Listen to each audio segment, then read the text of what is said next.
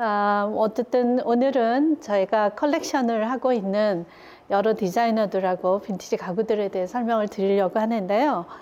사실은 이렇게 그 설명을 통해서 판매를 하는 거가 그렇게 익숙한 방법은 아니지만 저는 이제 갤러리라는 타이틀을 뒤에 다는 거는 전시를 통하고 그 다음에 작품에 대해서 제대로 설명을 하면서 판매하고자 하는 제 의지가 담겨 있습니다. 그래서 여러분들 오늘 도슨트를 통해서 더 작품을 잘 이해할 수 있는 그런 계기가 됐으면 좋겠습니다.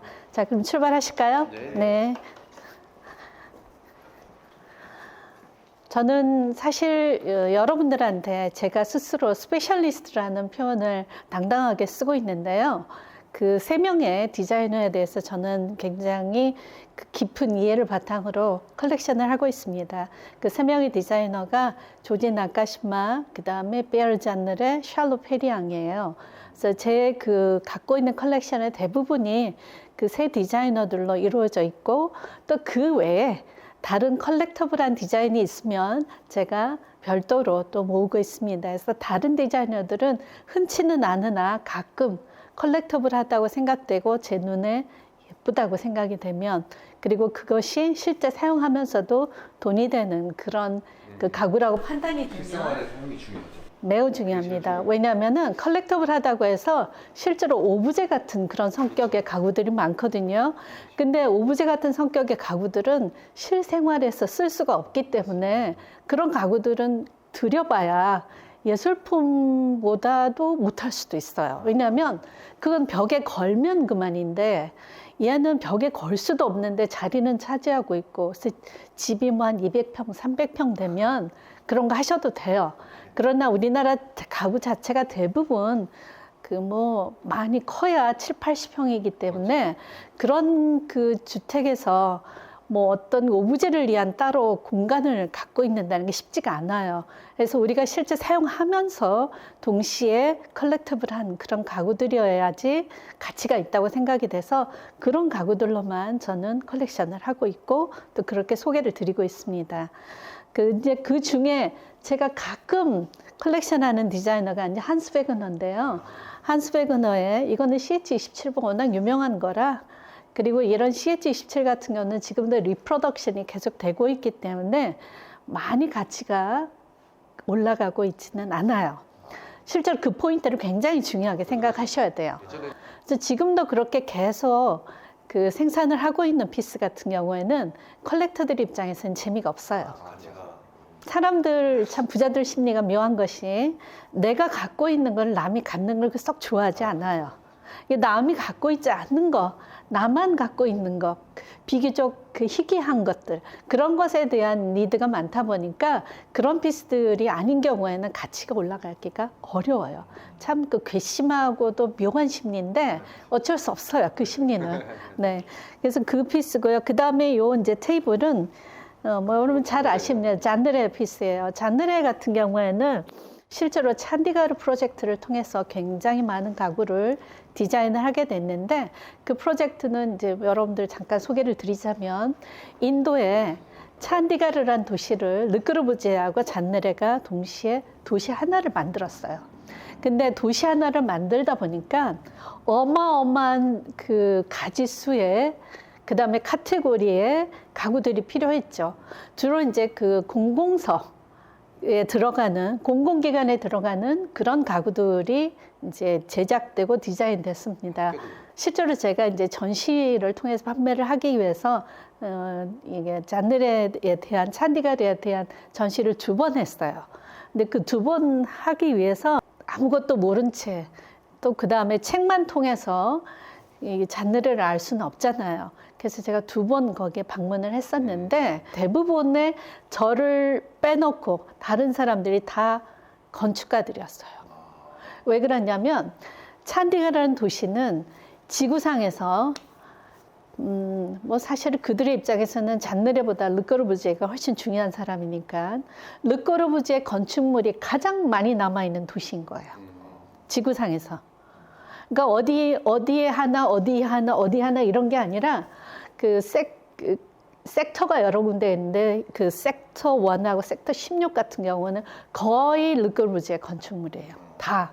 그러다 보니까 그쪽 건축물들에 대한 사실은 르꼬르부지에에 대한 건축가들의 애정은 어마어마하잖아요. 그래서 그 건축물을 보기 위해서라도 이 도시를 오는 경우들이 굉장히 많아요.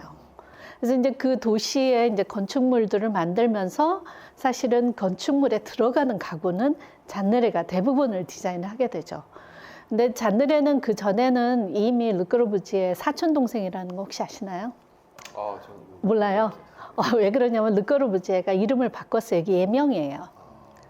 뭐 에두아도르 어쩌고 저쩌고 잔느레예요. 네, 들어본 것 같습니다. 네네. 그래서 이 사람이 이제 예명으로 르꼬르부지에라고 바꿨기 때문에 원래 잔느레 패밀리예요. 그래서 자기 사촌 동생이 스위스에 있는 미대를 졸업한 사촌 동생을 끌어들여가지고 파리에서 같이 아틀리에를 운영을 하게 됐죠. 근데 그 아틀리에를 운영을 하면서 이제 피에르 잔느레도 아틀리에에 조인을 해서 3명의 아주 드림팀이 어마어마한 가구들을 디자인을 하게 되죠. LC 시리즈라고 아직도 까시나에서 계속 판매되고 있는 뭐 거의 까시나를 먹여 살리고 있는 그런 가구라고 봐야 되겠죠. LC 시리즈를 3명이서 이제 그거를 디자인을 하게 돼요. 그 3명이 디자인한 그 누구 오셨네요? 잠깐만요. 누구시죠? 깜짝이야. 너무 아니, 그쪽으로 오셔가지고. 네네. 저쪽으로 사람이 오는 데가 아닌데. 미스 반데러에는 반이라고 하는 게 사실은 그 귀족들한테 붙이는 그 칭호예요. 네, 반. 네덜란드. 네, 반. 이렇게 되죠. 그래서 그런 그 반이라고 하는 타이틀이 자기는 사실은 귀족은 아닌데 귀족으로 안 태어났지만 귀족이 되고픈 그런 욕구를 거기에 반영을 한 거예요. 뭐 성공한 건축가니까 뭐 누가 뭐라고 할 수는 없지만 그런 뭐 좀 약간 예명은 그런 것들이 있어요. 잔느리 피스 같은 경우에는 다리가 한 5가지, 6가지 정도로 구별이 되는데 네, V.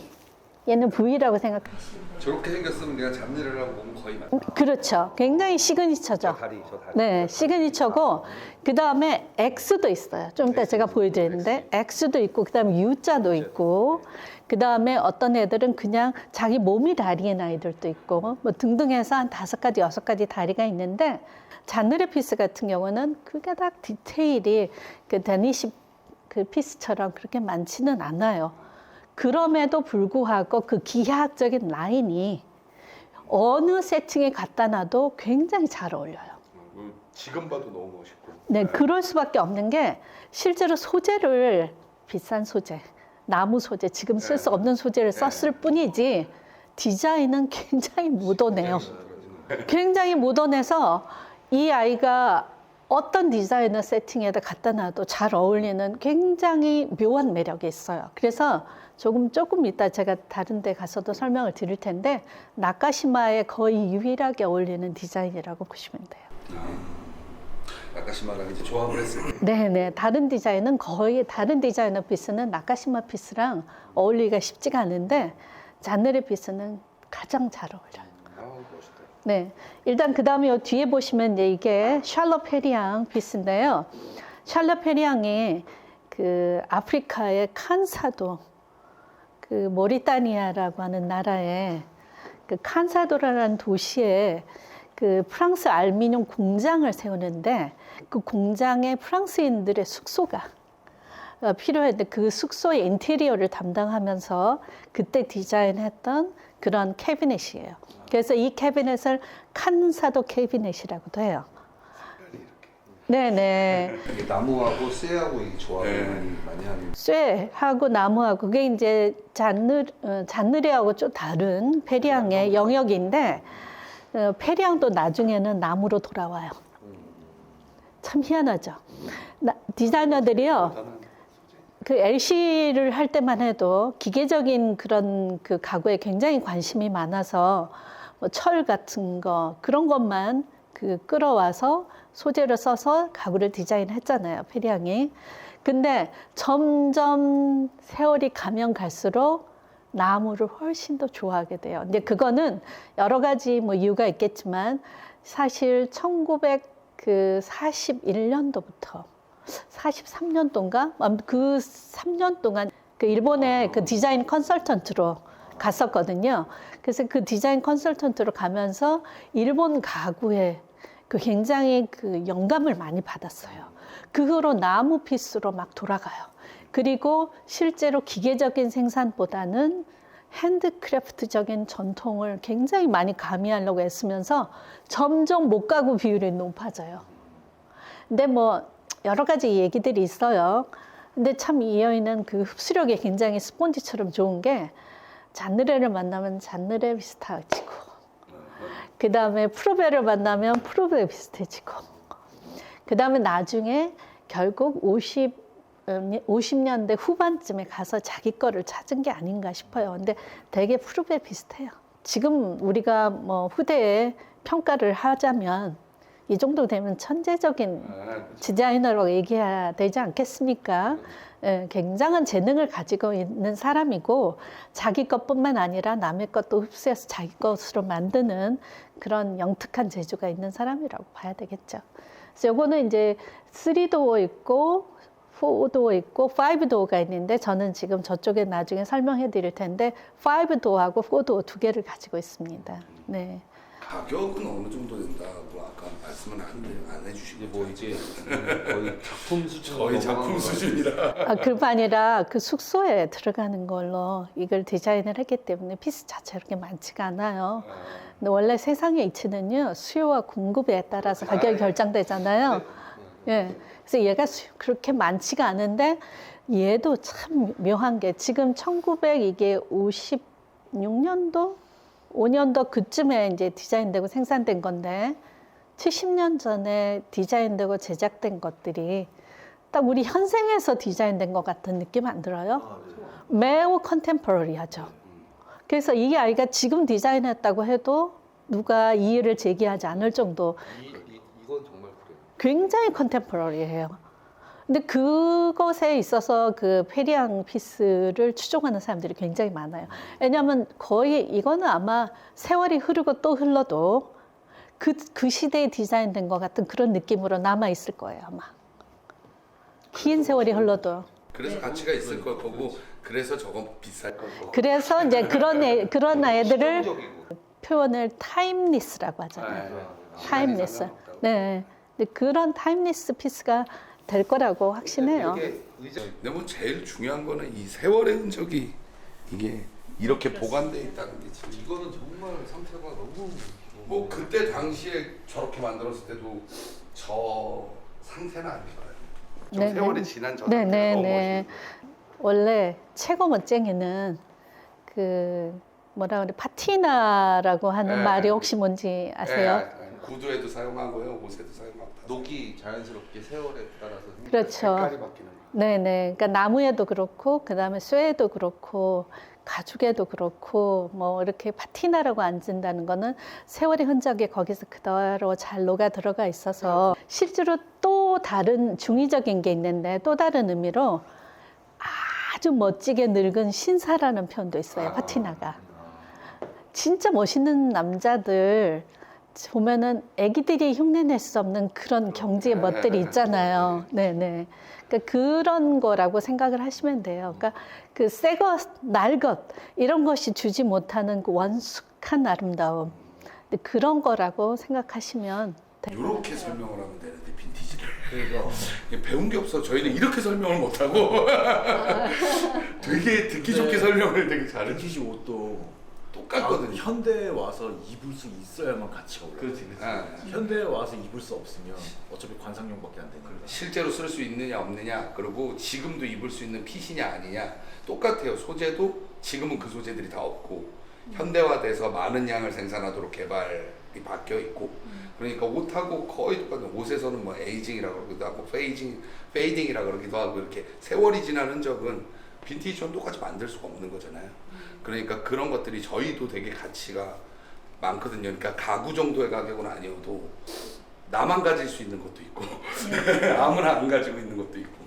막 그런 게 굉장히 예. 컬렉팅 하는데 중요한 기준점이 될 거예요. 예. 남들이 가지지 않는 거, 나만 가지고 있는 거, 뭐 오토바이, 이런 거. 차, 다 그런 겁니다. 가구, 네네. 그러니까 아주 고약한 부자들의 심리죠.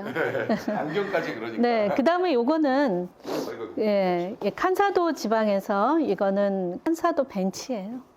이것도 그러면 그 숙소에 같이 있던 거예요? 그렇죠. 네네. 그러니까 이거는 테이블로도 쓸 수 있고, 벤치로도 쓸 수 있고, 네, 그 다음에 이렇게 이제 나중에 후에 이렇게 어폴스트리 해가지고 이런 쿠션 같은 걸 대서 소파라도 사용할 수 있고. 저렇게 멋있다. 네, 그렇게 되어 있죠.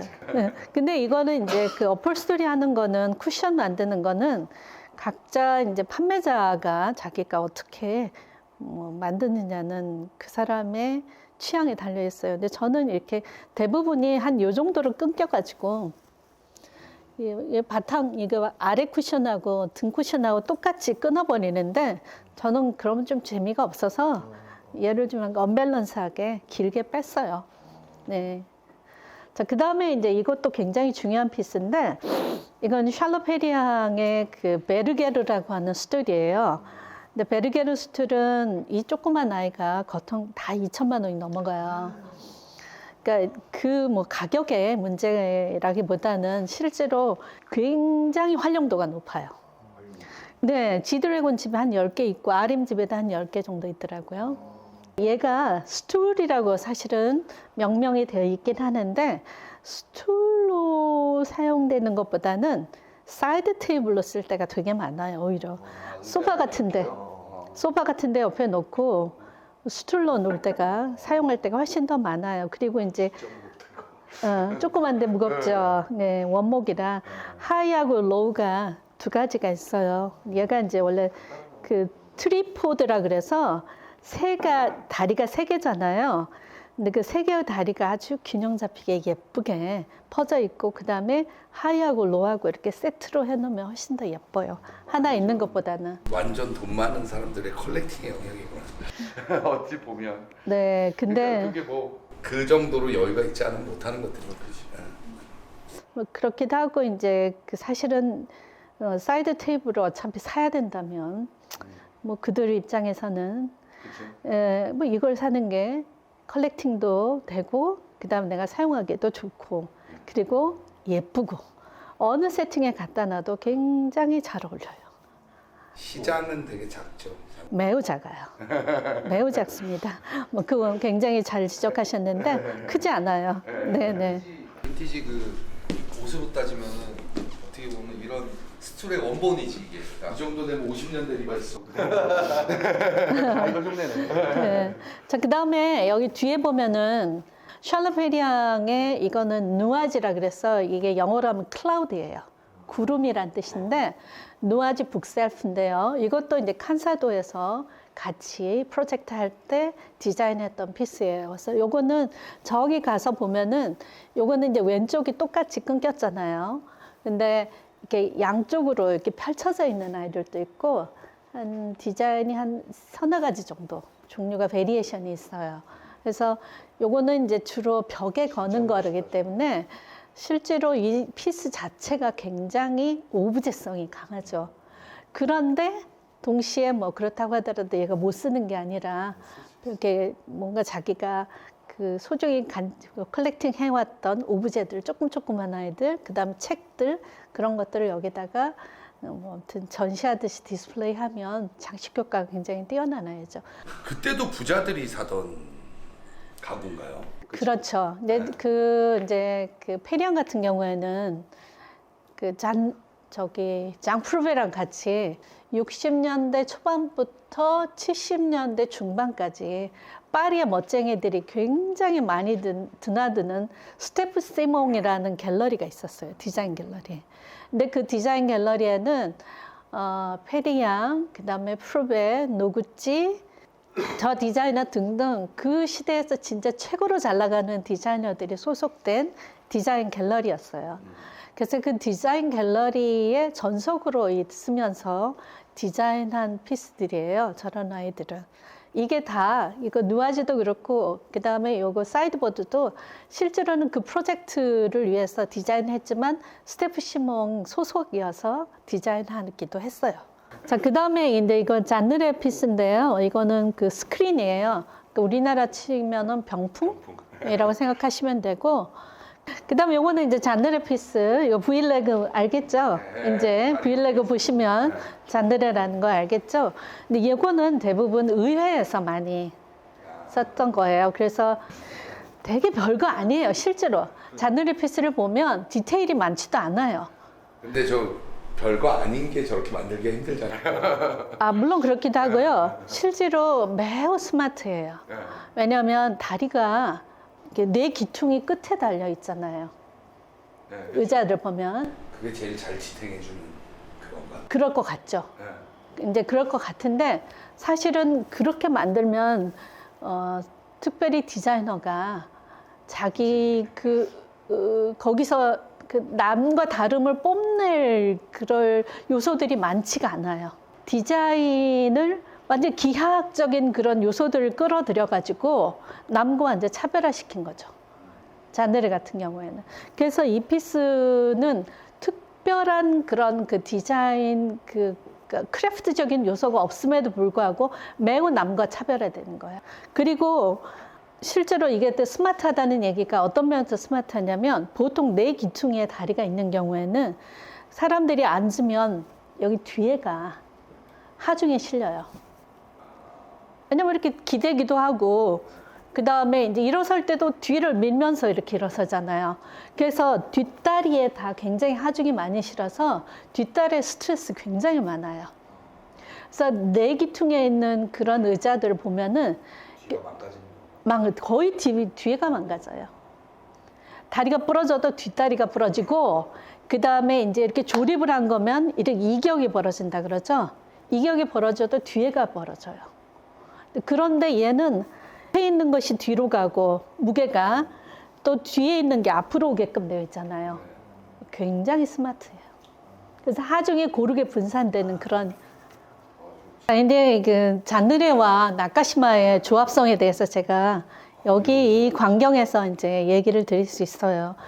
여기다가 일본스럽죠. 네. 왜냐하면 나카시마는 이제 태어나기를 미국에서 태어난 사람이긴 하지만 실제로 가구를 배운 거는 그 일본 사람한테 가구를 배웠어요.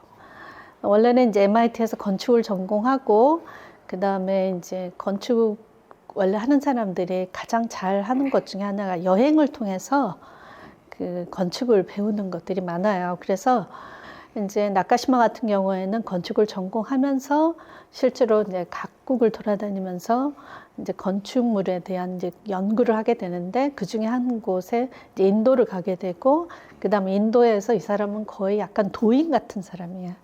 그런데 이 사람의 가구를 실제로 공부를 하게 된 계기는 원래 일본이 1941년에 진주만을 공습을 하면서 미국에 있는 모든 일본 피를 일본 종자 아무튼 그런 사람들은 다 수용소에 갇히게 돼요. 왜냐하면 전범 국가의 국민이기 때문에 다 수용소에 갇히게 돼요. 근데 수용소에 갇히면서 저는 이제 그런 데 들어가면 하루 종일 멍하니 있는 줄 알았더니 운동도 시키고 그 안에서 뭐 역할을 이렇게 정해주나 봐요. 그래서 너는 건축을 했으니까 가구를 만들어라. 이렇게 됐는데 이제 그 가구 만드는 곳에 일본 전통 가구 장인이 있었던 거예요. 그래서 그 사람으로부터 일본 가구 전통 그 기법을 배우게 돼요. 이제 거기를 이제 나오고 전쟁이 끝나서 이 사람이 이제 건축가의 길보다는 이제 가구, 그 디자이너며 가구 제작자로 이제 커리어를 전환을 하게 되죠. 그래서 그런 게 있어서 일본 느낌이 많이 날 수밖에 없어요. 그 다음에 이제 이 사람 가구의 가장 큰 특징은 실제로 프리 엣지라고 하는 거예요. 보통은 이렇게 뚝 잘라야 될 거를 안 자르고 뭐 사선으로 자른다 할지 아니면 요 나무가 가지고 있는 특성 그대로를 살려서 그 엣지를 그대로 놔두는 거죠. 근데 이제 여러 가지 이유가 있을 거라고 생각하는데 위가 평평하지 않고 좀 그 이유 중에 하나는 저는 나무가 아까워서였을 것 같다는 생각도 좋은 돼요. 나무라서. 실제로 저걸 잘라내면 가구가 너무 허실이 많잖아요. 근데 뭐 거기 플러스 그 다음에 그 사람이 이제 그 지향하는 그 미학 그런 것들이 뭐라 그러나 약간 은유적이고 너무 직접적인 것보다는 은유적이고 약간 시적이고 그 사실 디자인도 보면 너무 딱딱 떨어지는 애들보다는 약간 빈대가 있는 것 같고 그 다음에 약간 허술해 보여도 그런 애들이 여유가 느껴지면서 사람들한테 더 필요하는 경우들이 많잖아요. 약간 그런 느낌으로 그 사람의 이제 감각이지 저게. 저걸 놔둔 거는. 아, 저거 놔두는 게 멋있겠다라고 판단을 했겠죠. 본인이 자연스럽게 트레이드 마크가 된 거죠. 저거 엄청난 트레이드 마크가 된 거죠. 그 다음에 이제 저 아래에 그 문에 발라져 있는 펜더너스라 그래서 저게 마직이거든요. 일단 요거는 그렇게 디자인이 됐다고 보시면 되고 그 우리나라 문 창호지 비슷하게 문에다가 차용을 해서 썼는데 그게 굉장히 나무의 그 탁한 느낌을 환하게 만들어주는 게 있어요. 월넛을 주로 사용을 했는데 월넛 같은 경우는 굉장히 나무가 좀 다크하다 보니까 전체적으로 좀 분위기를 어둡게 만들 수 있는데 이게 펜더너스가 들어가면서 환해지는 느낌이 있죠. 사실 이거는 잔느레에서도 비슷해요. 잔느레도 이 티크의 어두운 그런 컬러를 이 케인 소재가 환하게 만들어주잖아요. 운동이 또 워낙 덥다 보니까 네네, 이건 또 시원하게 만들어주는 그런 요소들도 있는 거죠. 묘하게 잘 어울리는. 매우 잘 어울리죠. 원래 로즈인가요? 네, 로즈우드입니다. 근데 덴마크 가구는 참 멋있고 좋은데 제가 이제 가구를 오래 컬렉션하면서 사실은 덴마크 가구에 느끼는 약간의 아쉬움이랄까? 그게 뭐냐면 무늬목을 썼다는 거. 맞아, 무늬목을 써요. 맞아. 그게 아쉬워. 매우 아쉬워. 네. 근데 사이드보드 같은 건 괜찮아요. 왜냐면 어차피 이게 뭐 이렇게 뭐 긁힐 일도 별로 없고 그다음에 이거 뭐 사용을 여기 상판을 할 일이 별로 없잖아요. 근데 이제 가장 큰 문제는 식탁 같은 거. 물 막 잔도 닫아야 되고 그다음에 뭐 수차례 뭐 그릇도 놨다가 치우고 이래야 되고 그다음에 저도 좀 그게 이해가 안 되더라고요. 이상하게 무늬목이더라고요, 다. 그게 다 대중을 위해서 가구를 만들어야 되기 때문에 예, 단가를 낮추기 위해서는 어쩔 수가 없어요. 그런데 로즈우드 같은 경우에는 무늬목을 쓸 수밖에 없어요. 아주 쬐끄만 가구면 몰라도 너무 무거워서 단단해서 가공도 어려워요. 그래서 이 로즈우드 같은 경우에는 실제로 되게 화려해서 정말 누구나 시선을 확 잡잖아요. 예, 멋있는데 이제 사이드보드에서는 저는 그냥 그래, 그럴 수 있어라고 인정을 해요. 식탁은 안 된다. 네, 그런데 식탁 안 됩니다. 그 다음에 커피 테이블 안 됩니다. 왜냐면 그런 아이들은 원목을 써줘야 돼요. 무늬목이 뭐냐면은 이게 하다 보면 까져. 까지면 이제 방법이 없는 거야 그때. 그렇죠. 까진 게 어떻게 해서 까지게 되냐면 실제로 이제 식탁 같은 경우가 대부분 그런 경우들이 많은데 이게 워터마크라 그래서 이런 게 남아요. 근데 그걸 빨리 제거를 하면 괜찮은데 방법이 있는데 그걸 모르시는 분들은 그게 허옇게 된단 말이야. 그러면 이제 상판이 보기가 싫잖아. 샌딩을 해야 된다는. 근데 무늬목이라고 하는 게 두꺼워 봤자죠. 점점 얇아지겠죠. 근데 그러면 이제 아래 바닥이 드러나는 거죠. 그래서 뭐 사실은 천년만년 쓸 거 아니다 이렇게 생각하면 상관이 없는데 그거 보고 있는 마음은 편치가 않죠. 이쁘기는 정말 멋있어요. 너무 예쁘죠. 네. 이건 이제 잔느레 책상인데 피존홀이라고 해요. 피존홀. 그러니까 이제 비둘기 집 있잖아요. 네. 그 비둘기 집 같은 거라 그래서 뒤에 보면은 이렇게 책 같은 거 장식할 수 있는 그런 게 있어요. 그래서 그 장식성이 좀 있는 그런 디자인이고 요 피스 같은 경우는 내면이 다 달라요. 모양이. 그런데 아, 여기 나왔어요. 저쪽이 그건가? 가격을 웬만하면 안 여쭤보려고 하는데 네네. 얘는 얼마? 얘는 요거 딱 지금 책상만 얼마나 할까요 지금? 한 2천만 원 정도. 오, 그렇게 많이 비싸진 네네. 않네. 그게 왜 그러냐면 왜 그래요? 의자가 제일 비싸요 항상. 아 그래요? 네. 의자가 2천.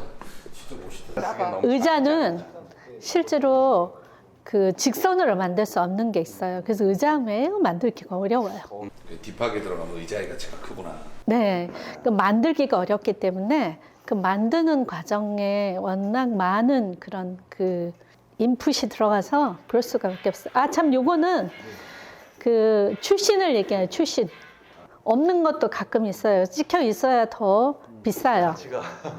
이게 뭐냐면 이게 이제 관공서에서 썼던 것들이라고 했잖아요. 그 사람들도 비품 관리해야 되잖아요.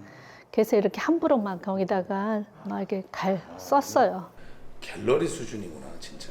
요거는 이제 그 베르자늘의 그 북쉘프인데. 이런 거 넘는데 지금. 네네. 만지지 마. 아, 괜찮아요. 빼가지고 이렇게 해서 이렇게 그래서 이렇게 만드는 거예요. 이게 이제 매거진 랙인데 매거진을 자기네들 전기 간행물 있잖아요. 그 전기 간행물을 여기다가 보관을 하는 거예요. 그래서 보면은 이제 간행물 이름이 써져 있죠. 매거진 펀잡, 그 다음에 트리뷴지, 뭐 이런 것들 다 여기 써 있는데 자기네들이 보관했던 그런 그 찬디가르 뉴스 뭐 이런 것들 여기다가 해놓고 그 다음에 이제 현대에 와서는 이렇게 이제 오브제를 뭐 이렇게 디스플레이하는 장식용으로도 쓸 수 있고 그 다음에 저는 굉장히 좋은 이 사용 용도가 LP장 끝내줍니다. 그리고 이제 자기가 좋아하는 그 LP들을 이렇게 소팅을 좀 해가지고 이 앞에다가 이렇게 딱 꽂아 놓으면 되잖아요. 이런 식으로. 아, 이거는 뭐 클래식만 있는다 할지 뭐 이런 식으로. 굉장히 LP장에 잘 어울려요. 끝까지 안 들어가는 것도 그러니까 우리가 옷 디자인하는 것처럼 이 사람들은 일반적으로 가구를 만든 게 아니라 가구를 다 디자인했다라고 보는 거야. 그러니까 이런 거 하나가 자기께 이거 나머지는 그냥 좋은 나무라고 해도 그냥 일반적인 장일뿐인 거잖아. 요게 누가 이제 이 사람의 그거인 거 아니야. 그러니까 이게 이렇게 접혔을 땐 그냥 일반 장처럼 보이고 가리면 이렇게 되는 게 이게 말이 안 되잖아. 이런 생각이. 그러니까 디자이너 피스라는 거지. 당연히 비쌀 수밖에 없는 들어가는 거. 것도 너무 예쁘고. 자, 그 다음에 이제 대망의 이건 샬롯페리앙 그 프리폼 테이블인데요. 이것도 1953년도에 디자인한 건데 워낙 원목 테이블인데다가 두께도 워낙 그 두꺼워가지고 이게 한 거의 8cm 되거든요. 이게 나무 옷인 거야? 네, 그게 나무못입니다. 이게 이제 피스가 6개 정도 되는 피스들을 어떻게 사실은 묶었는지 되게 궁금했거든요. 근데 여기다가 아주 굵은 나무못을 그거를 거의 그 막대기, 네, 막대기 같은 거죠. 이 막대기 같은 거를 끼워가지고 그 끝까지 한 거예요. 그래서 이게 고정이 되게끔. 못 재질이 강성이 되게 좋지 않으면 이걸 못 견딜 텐데. 네네. 이제 이런 애들은 거의 훨씬 얘는 이제 마호가니인데 굉장히 마호가니 자체가 이제 단단한 재질이기 때문에 같은 마호가니를 써서 얘를 이제 이어서 만들었죠. 지금은 이런 걸 쇠를 많이 쓰잖아. 이런 쇠를 쓰게 되죠. 네. 근데 이게 뭐가 문제냐면은 그러니까 물성이 다른 것들을 쓸 때는 그 결합하는 거는 괜찮은데 이렇게 연결하는 거는 좀 문제가 있어요. 왜냐하면 얘가 물성이 너무 다르게 되면은 얘가 수축하는 거하고 팽창하는 거하고 그 쇠하고 나무는 너무 다르잖아요. 그래서 이제 겨울에 만약에 건조하다 그러면은 얘가 똑같이 얘는 이제 나무는 수축될 거 아니에요. 근데 얘는 쇠는 수축 안 하고 가만히 버티고 있을 거 아니에요. 그러면은 둘이 이제 충돌하죠. 그래서 그 나무에 있는 부분이 자꾸 구멍이 생겨요. 쇠가 더 강하니까. 그 다음에 이제 팽창할 때는 상관이 없어요. 근데 수축할 때가 문제가 생겨. 그래서 이런 그 재질에 대한 이해가 우선되지 않으면 제대로 된 가구를 만들 수가 없어요. 그래서 함부로 이런 것에 물성이 다른 것들을 연결해서 쓰지 않죠. 그러니까 예. 우리가 지금 듣는 그 가구 디자이너들이 보면 우리가 알고 있는 패션을 시작한 사람들과 비슷한 정도의 수준인 거 아니야? 뭐 코코 샤넬이라든지 뭐 옛날 뭐 입생로랑이라든지 이런 게 이 사람들은 가구에 있었던 거고 우리는 옷으로 본 거고 뭐 이런 건 거 아니야? 그러니까 대단한 사람들인 거지. 뭐 시대의 그 다 선구자들이었고 그 다음에 자신들의 재능을 사실은 뭐 그냥 대중들의 삶을 개선시키기 위해서 쓰겠다고 헌신한 사람들이고 조금 이제 패션하고는 좀 다른 영역의 가구는 그런데 나중에 와서 이런 아이들이 이제 비싸진 거지. 그러니까 대부분의 가구 디자이너들이 장르에 빼놓고는 다 약간 그 모던의 엄격함들, 도덕적인 엄격함들이 다 있었어요. 예, 그런데 이제 장로예 같은 경우는 지금 저는 컬렉션을 안 하고 있는데 진짜로 아랍 부자들을 위해서, 석유 재벌들을 위해서, 그러니까 유명한 그 부호들만을 위해서 디자인을 한 사람들이 있어요. 근데 그런 사람들을 대하고는 대부분의 디자이너들은 약간 그런 엄격함들이 있어요. 그래서 자기들은 이제 그 대중들에게 삶의 질을 개선하기 위해서 디자인을 했는데 후에 이제 이런 식으로 평가받는 경우들이 대다수죠. 근데 또 4, 50년대라 그럴 거예요. 그렇죠? 4, 50년대 때는 되게 보수적으로 그런 것들을 많이 따졌을 때고 굉장히 그래야 한다라고 했을 때고 7, 80년대로 넘어가면서는 되게 반항적이고 막 이런 맞죠. 것들이 또 맞습니다. 네. 그때는 이제 그 약간 그 이전의 세대의 엄격함에 사람들이 이제 막 숨막혀 하면서 자유롭게 반항하고 막 그래서 뭐 스페이스 에이지 나오고 맨피스 나오고 막 이러면서 그런 사람 네, 굉장히 파격적으로 나가죠. 근데 막 컬러도 엄청 세게 쓰고 그런데 실제로 그런 애들 지금 우리가 여기서 쓰라고 하면 저는 못 쓰겠어요. 저는 왜냐하면 가구라고 하는 거는 굉장히 공간에서 그 상당히 큰 부분을 차지하고 있어요.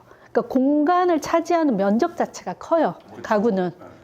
그래서 그 면적이 큰 아이들을 센 걸로 컬러를 갖다 놓으면 다른 아이들을 어떻게 해야 될지가 어려워요.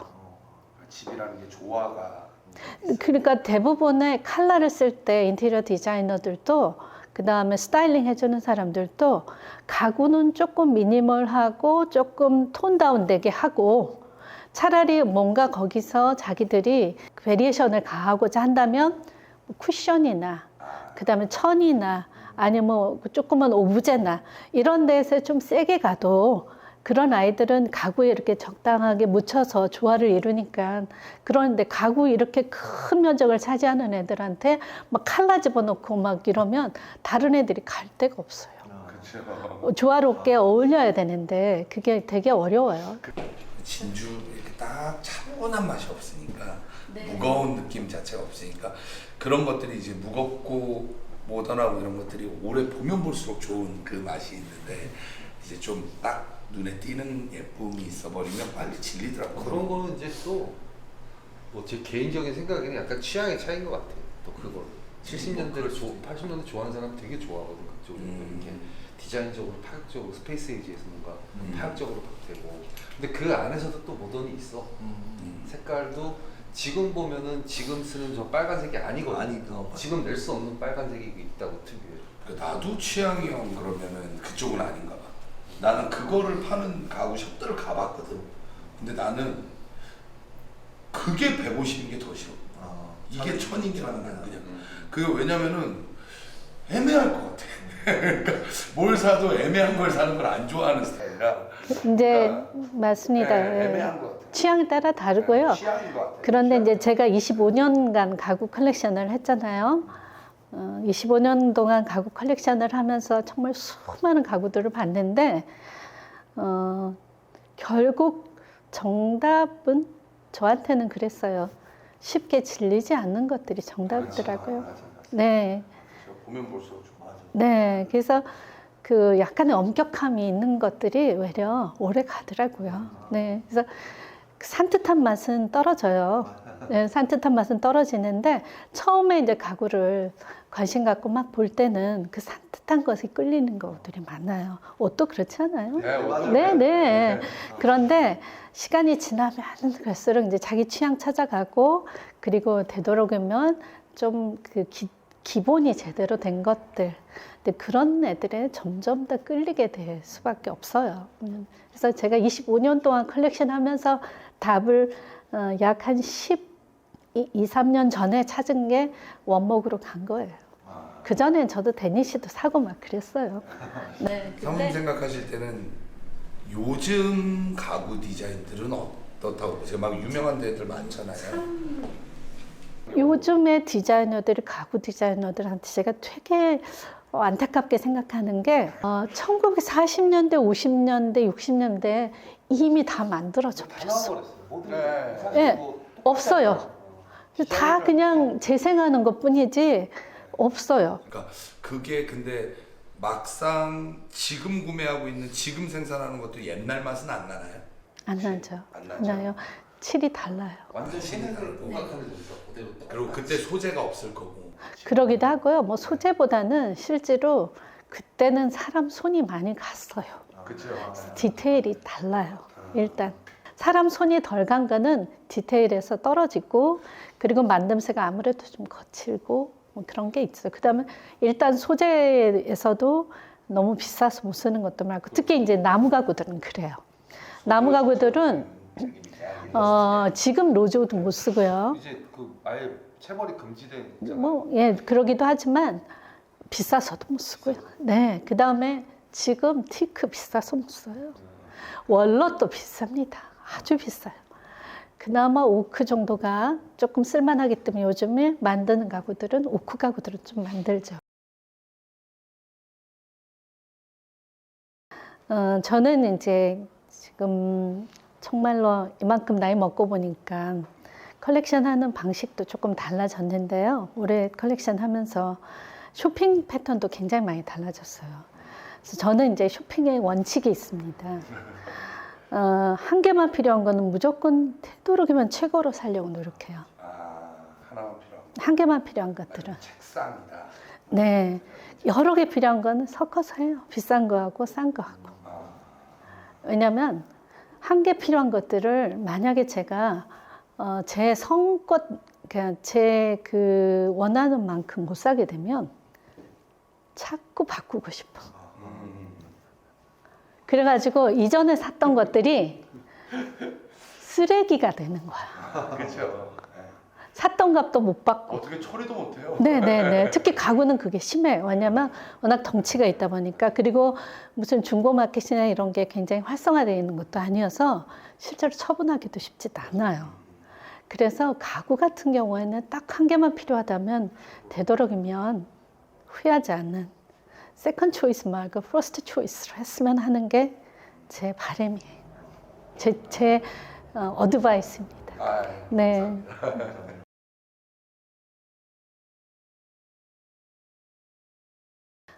저는요, 원래 이제 그 회사 생활 28년 한 직장인이었는데, 우연히 이제 주로 다국적 회사에서 근무를 했고요.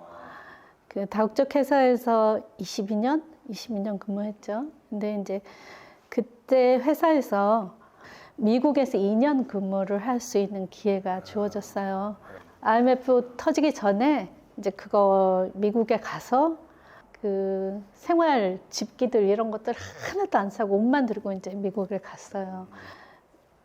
지금 여러분들이 어떻게 느끼실지 모르겠는데 저는 옛날에는 지금 굉장히 부드러워졌어요. 근데 옛날엔 제가 기가 만만치 않았어요. 웬만해서 어디 가서 제가 기가 안 죽어요. 그러니까 이런 얘기하면 좀 웃을지 모르겠는데 5만 명, 10만 명이 있어도 저는 안 떨려요. 이게 약간 설레기는 하는데 그 정도로 좀 기가 좀 있는 편인데 와 어떤 우리 동료가 이제 홈파티를 저를 초대를 해가지고 간 지 얼마 안 됐는데 저를 초대해가지고 그 집을 갔는데 제가 완전히 기가 죽었어요. 가구 때문에? 아니 집안의 분위기가 너무 예쁜 거야. 근데 우리나라가 그때만 해도 라이프스타일 전반적으로 굉장히 후진이었어요. 옷이나 좀 입었지. 저 진짜 옷은 그 친구가 너무 평범하게 입었어. 그 아메리칸 그 비즈니스 캐주얼이라고 했잖아요. 그냥 그 폴로 셔츠가 폴로 와이셔츠 뭐 그런 예, 뭐 그런 거에다가 치노 팬츠 같은 거. 딱 그런 것만 입고 있어서 그리고 미국 남자들 진짜 멋 안 내거든요. 이런 남자들에 비해서. 너무 평범했는데 집에 가니까 집을 너무 잘해놓고 사는 거야. 미국 중산층이야, 딱 그게. 근데 저도 분명히 중산층 가정에서 자랐고 중산층 가정에서 성장했는데도 우리 집은 안 그랬어. 그냥 살았던 거야. 대충. 그냥 먹는 데만 좀 신경을 썼지. 그런데 그 집에 들어갔는데 왜 이렇게 기가 죽어요? 홈그라운드에서 들어가서 그랬는지 모르겠는데 너무 그러니까 비싼 거 아닌데 너무 적당한데 아트피스 해놓고 그다음에 정말 예쁜 가구 멋진 가구 딱 해놓고 그때 이제 데니시였어 그게. 그래서 이제 그거 보고 나서 이제 그 친구한테 어차피 가구 사야 되니까 나 저런 거 사고 싶은데 어디 가야 돼? 하고 이제 물어봤더니 이제 알려주더라고요. 그게 이제 팜스프링스에 굉장히 많이 있대요. 그래서 이제 팜스프링스 다니면서 그 다음에 옥션 다니면서 이제 그러면서 데니시 쪽으로 많이 하시고. 네 처음엔 데니시에 끌렸는데 이제 원목이 아니다 보니 지금 아메리칸도 하고 네. 나카시마가 되게 인상적인 것 같긴 해요. 잔느레랑 나카시마 이렇게 두 가지가. 저희 다른 것도 나중에 인터넷 한번 찾아보고 진짜. 네, 그러니까 딱 보면 뭔가 딱 특유의 디자인들도 있고. 일본 스타일, 네, 근데 일본스러운 모던하고. 게 진짜 있겠다 있어. 아, 네, 일본에 근데 뭐 이제 일본스러운 것도 있지만 동시에 동양스러운 게 있어서 우리 정서에도 굉장히 잘 맞아요. 네. 외국 애들이 일본의 동양스러움을 인정하는데 한국의 동양스러움을 인정을 잘 안 한국 하는 동생이 없잖아. 그러니까 우리나라는 왜 그러냐면 그거는 일본한테 사실은 굉장히 걔네들이 우리한테 채무를 가져야 되는 부분이에요. 근대가 우리는 없어요. 그렇죠. 왜냐하면 그들한테 짓밟히느라고 우리나라는 근대를 수용할 만한 그런 시기를 잃어버렸어요. 아, 그런 거구나. 네, 그래서 근대 문화가 다 이게 근대예요. 모던이라고 하는 게 근대거든요. 그 근대 문화가 우리나라에 수용되고 우리가 그거를 우리 걸로 만들어서 또 한 번 이제 그 재생산해야 되는 그런 시기에 일본한테 그냥 피를 빨렸잖아 우리가. 그때 일본은 벌써 미국으로 막 유학 간 애들부터 시작해서 많았고 그다음에 그 서구의 문화를 다 받아들여서 자기네 걸로 만들어서 또 다른 이제 그거를 만들어냈죠. 우리나라 그때 갇혀 있었던 것 때문에 그랬구나. 나는 늦어서 그걸 안 받아들이려고 해서라고 생각했어. 아니에요. 우리나라가 그럴 리가 없어요. 정말 사실은 우리나라 그 옛날에 고가구들 보면은 진짜 멋져요. 우린 충분히 그런 역량이 있고 지금 우리 한국 사람들 이렇게 살아가는 거 보면 우리 국민의 그 역량에 대해서 의심하면 안 돼요. 어마어마한 민족이에요, 한국 사람들은. 그런데 그거를 못했기 때문에 이제 그 우리가 이제 컨템포러리에서는 그래도 다른 나라보다 뛰어난 점이 이제 막 발현되기 시작하잖아. K-팝, K-컬처 뭐 이래가면서. 근데 그런 것들이 사실은 우리가 일본한테 억울하게 생각해야 되는 건데 이제 그걸 모르시는 분들은 그렇게 오해하실 수도 있죠. 네, 저는 네. 그렇게 생각하지 않고 의류나 뭐 여러 가지 것들을 보면은 제가 항상 땡겨 하는 것들이 일본 게 많이 땡기더라고요. 저는 항상 그 막 그냥 뭐 심지어는 그 일본 집도 좋아 보여 나는. 그 너무 좋죠. 약간 그 뭐라 그럴까 안으로 이렇게 다다니방 들어갔는데 문 크게 열고 이런 그 느낌이 있는데 한국 한옥도 멋있다라는 생각이 드는데 그 딱 뭐랄까 약간의 모던함이라 그래야 되나? 그게 조금 없는 것 같은 느낌이 자꾸 들면 저는 그게 좋아지는데 그게 이제 한국과 일본의 막 그거 차이라고 저는 생각을 했거든요. 네, 그러기도 하고 이제 우리가 근대가 빠지면서 이게 그 약간 그 지켜야 될 근본 뭐 현대로 바로 뛰어가기 전에 약간 거치면서 우리가 배워야 될 학습해야 될 것들이 빠져버렸잖아요. 그러다 보니까 전부 중구난방인 게 되게 많아 사실은. 네. 그렇게 되는 이제 그런 것들이 아쉽긴 하죠. 저는 사실 적산가옥 출신이에요. 저희 집이 적산가옥이었거든요. 그러니까 실질적으로 이제 저의 그 고가구에 대한 빈티지 가구에 대한 애착은 아무래도 뿌리가 적산가옥에 있지 않을까 생각해요. 오래된 나무에 대한 그 애착? 미국 생활에 있는 거예요. 제 생각에. 제 생각에 그게 있다, 그게 베이스로 있다. 저도 그거는 제가 볼 때는 저희들 막 그런 사람들 말하면 성격이고 성격이 이제 뭐 어중간한 걸 못하는 거예요. 뭐 하나 좋아하게 되면 이게 적당히 하고 끝내야 되는데 그게 안 되고 이제 막 이게 막 더 들어가서 보게 되고 막 이런 성격들이 있잖아요. 그 성격을 가진 사람이 미국을 가면 그렇게 되더라고요. 그 빈티지를 소비하시는 분들은 딱 두 가지예요. 솔직히 얘기하면 같이 소비를 하는 사람들이 많아요. 내가 남들과 다른 거를 원하고 그거를 집에 들여다 놓고 싶은데 현행품보다는 비싸면 안 돼. 싸야 돼. 현행품보다 싸야 돼요. 싸야 돼. 왜냐하면 실제로 이런 사이드보드 같은 걸 제대로 된 걸 사이드보드 같은 걸 제대로 된 걸 사려면 그 가격 가지고 못 사요. 실제로 자기 마음에 드는 걸로 사려면. 그럴 수도 있죠. 맞아요. 그러니까 데니시나 이런 것들은 뭐 합리적인 가격에 뭐 한 600, 700, 800 막 사이드보드 이런 거 살 수 있잖아요. 근데 그런 가격대 사이드보드를 지금 현행품으로 살 수가 없어요. 그렇죠. 그 재질의 그 퀄리티는 네, 그 퀄리티의 그 훨씬 비싸지. 훨씬 비싸죠. 네, 그러니까 같이 소비를 하는 사람들 그런 사람들이 많아요. 똑같네 우리랑. 네, 그리고 실제로 더 이쁘고. 네, 더 예쁘고 더 이쁘지. 그게. 그 다음에 이제 다른 부류들은 이게 컬렉터블 하기 때문에 사는 분들이. 완전 진짜 희소성이 있는. 네, 희소성이 있고 남과 나를 차별화되고 그 다음에 이거는 가치가 떨어지지 않으니까. 올라가는. 그러니까 이렇게 생각하시면 돼요. 아트피스 같은 경우에는 어떤 피스들은 복불복이긴 한데 내가 잘 맞아. 뭐 선관이 좋을 경우에는 막 10배도 뛰고 막 이러잖아요. 20배도 뛰고. 그런데 가구는 그런 건 없어요. 우량주 같은 느낌이. 예, 약간 우량주 같은데. 올라가. 얼마만큼 올라갈지 약간 모르지만 그래서 제가 무조건 그런 얘기해요. 아트피스는 약간 주식 같고 그 다음에 이건 디자이너 컬렉터블 피스는 약간 채권 같다. 그런 표현을 해요, 제가.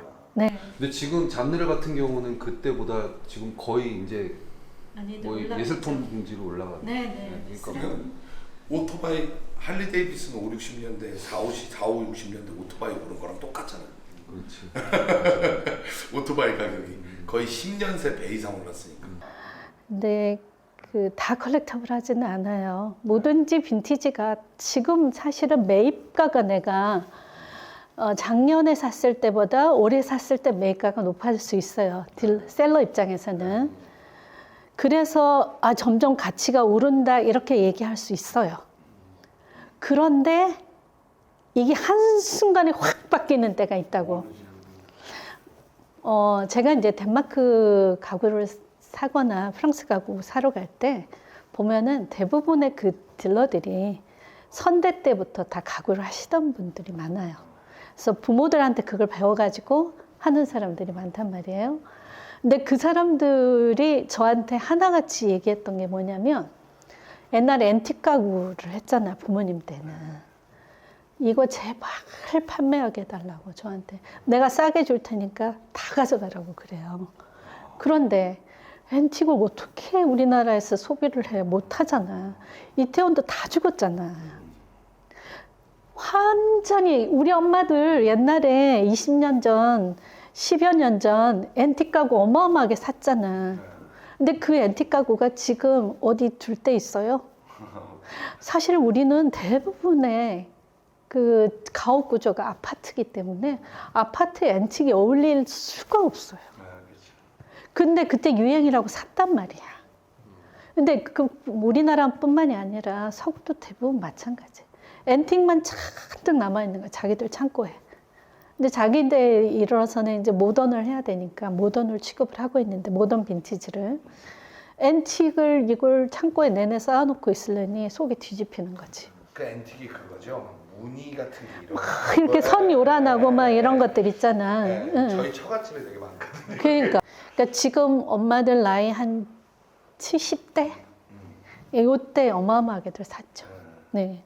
그러니까 그런 때에 그거를 샀어요. 생각해보면 지금 빈티지가 언제 그 신세가 될지 몰라요. 그럴 수도 있겠네요. 아, 그 네, 말씀하시는 거구나. 그렇게 되진 않을 것 같은데. 근데 그러지 않을까요? 제일 중요한 건 저희도 막 빈티지 이런 것들을 뭐 살려고 하는 친구들, 네. 뭐 이런 친구들이랑 얘기도 많이 해보고, 그러니까 막 빈티지가 좋다더라. 그러니까 빈티지는 자기가 지불할 금액을 자기가 보고 판단할 눈이 없으면 못 사는 거예요. 그렇죠. 지가 보고 내가 쓸 거니까 얼마를 지불하겠다. 나한테는 좀 비싸도 이건 나한테는 이만큼 지불할 가치가 있어. 아니면은 나는 저게 괜찮아 보여도 내가 나한테는 지불할 가치가 없어를 본인이 판단할 줄 알아야 된대. 그러니까 티셔츠 프린트 하나로도 판단해야 되고 다 그런 건데 그걸 본인이 판단을 못하는 사람들이 빈티지가 좋더래. 좋다고 한 대를 듣고 와가지고 하면 전 그게 너무 답답해요. 그걸 갖고 이게 이 돈 줄만한 건가요? 이걸 물어보는 게 너무 답답해요. 시세를 많이 내요. 그걸 물어볼 게 아니거든 빈티지. 근데 그걸 그냥. 모르는 사람들이 예를 들어 뭐 티셔츠 하나는 사실 우리 뭐 비싸야 뭐 4, 50만 40만 원 이렇게 뭐 하는데 예를 들어 잔느레 뭐 의자 하나 산다. 그럼 뭐 사람은 금액이 없을 뭐 것 같은데. 곱하기 100이 되잖아요. 근데 그러면 그런 사람들이 이렇게 안목이 없는 사람들이 그냥 와서 선뜻 사는 사람들이 있나요? 없어요. 근데 옷하고는 약간 성격이 다른 게 옷은 이제 약간 소비하고 버려지는 거라고 봐야 되는데 이 아이는 소비하고 오랫동안 쓰여지는 거기 때문에 약간 성격이 달라요. 그래서 그래서 이 아이는 계속해서 나랑 몇십 년을 간다고 생각하고 들여놓거든요. 그래서 이 아이가 가치가 안 떨어졌으면 좋겠다는 마음이 동시에 이 안에 있어요. 그리고 우리나라 사람들이 빨라. 너무. 그리고 워낙 그 인터넷 세상이 되다 보니까 이미지로 소비하고 벌써 다 질려버렸어. 와 우리랑 똑같았어요. 진짜. 그래서 자기들은 실제로 하나도 갖고 있지도 않으면서 이미 다 알아. 이미 가진 사람이야. 예. 네. 저희가 맨날 그런데 정답은 없고요. 자기 취향 따라서 자기가 원하는 걸로 가면 돼요. 근데 저는 나중에 보니까 아르데코로 가고 있더라고요. 모던 바로 전인데 약간 모던이기도 해요. 아르데코가. 그래서 그 시절에 그 향수를 좋아하면은 그쪽으로 가는 거고. 보수적이면서 왜냐하면 조금 핸드크래프트적인 요소들이 남아 있으니까. 원목 네, 그런 것들이. 근데 역시 마켓에서도 그런 애들이 가치가 안 떨어져요. 네, 더 귀하잖아요. 더 귀하게 돼. 어쨌든 수요 공급의 원칙인 것 같아요. 맞아요. 결국은. 네, 마켓 원리는 똑같아요. 어디나. 이제 질문 없으시니까. 좋은 얘기 해주셔서 어쨌든 그 같이 뭐 업계는 다르지만 빈티지라는 소재가 같기 때문에 동일한 그런 소재로 그 다음에 그 공유되는 포인트들이 굉장히 많았던 것 같아요 오늘. 그래서 너무 열심히 들어주시고 또 좋은 질문 해주셔서 감사합니다. 저희가 네. 시간 내주셔서 감사합니다. 아유, 별 말씀을요. 많이 도움이 되시기를 바랍니다. 네, 감사합니다. 네. 고생하셨어요. 그 2시간 동안 이거 들고 있었으니 얼마나 힘들겠어.